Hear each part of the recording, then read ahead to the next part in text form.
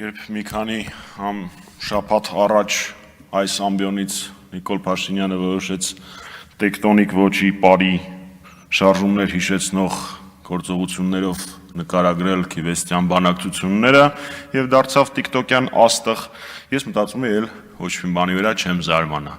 Բայց այսօր Նիկոլ Փաշինյանը որոշեց բառից բուն իմաստով ապարել Հայաստանի Հանրապետության ազգային ժողովի ամբիոնից, ընդ որում ինքը պատկերացնում էր, որ իր ձեռքում կտրած գլուխը, մարմնի այլ մասեր, դե մարդու ներաշխարհի մասին մեկնաբանություններ ես չեմ անի, մեր քաղաքացիները դա շատ լավ գիտեն։ Փաշինյանը ամեն ինչ է անում, հեծանիվ է քշում, одноклассники ստատուսները հավաքում է իրար գլուխ, համարում է, որ գաղափարախոսություն է գեներացրել, ոդկաստ է անում է ամեն ինչ, բացի իր խոստացածից, չի հրապարակում բանակցային փաթեթները։ Ես ուզում եմ հասկանալ, մարդ, որը պատրաստ էր Հայաստանի Հանրապետության ստրատեգիական ռեզերվը, պատրաստ էր որն է հրապարակել կառավարության նիստին, դա գաղտնիք չէր համարում, ստեղ ինքը գաղտնիք է տեսնում։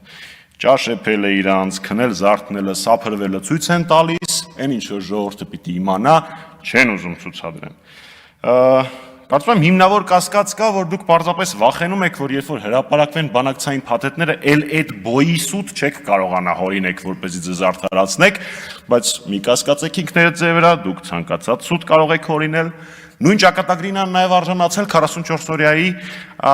հետաքննությունը իրականացնող պարլամենտական հանձնաժողովը, որը ինքնին աբսուրդ էր, որովհետև երբ մեղավորները քննում են հանցագործությունը, դա ինքն իրանով աբսուրդ է, բայց ամեն դեպքում դա օրենքի պահանջ է, հրապարակեք,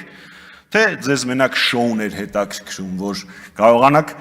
հայոց բանակի վրա գցեք 44 օրյայի պարտության մեղքը, նախկինների վրա գցեք, հաջորդը ինչ եք անելու։ Ասելու եք Լուսինը առաջին տան մեջ էր կամ այդ ոճի մի ինչ-որ աբսուրդներ ներկայացրեք։ Թե կարող է հանգարց պարզվի, որ 44 օրյայի ընթացքում, եթե մեր սպառազինությունների պլանը չփոխեիք ու հոպեր առնեիք, ԱԹՍ-ներ առնեիք, սելֆի սուերի փոխարեն, ապա արդյունքը այլ կլներ։ Թե կարող է Իսկանդերի կիրառումը ճիշտ ժամանակին եւ ճիշտ տեղում այլ արդյունքի բերեր։ Չնայած դժվար դուք վերջապես հանդգնություն ունենաք դա հրապարակելու։ Ինչ եմ ես ակնկալում մարդկանցից, ովքեր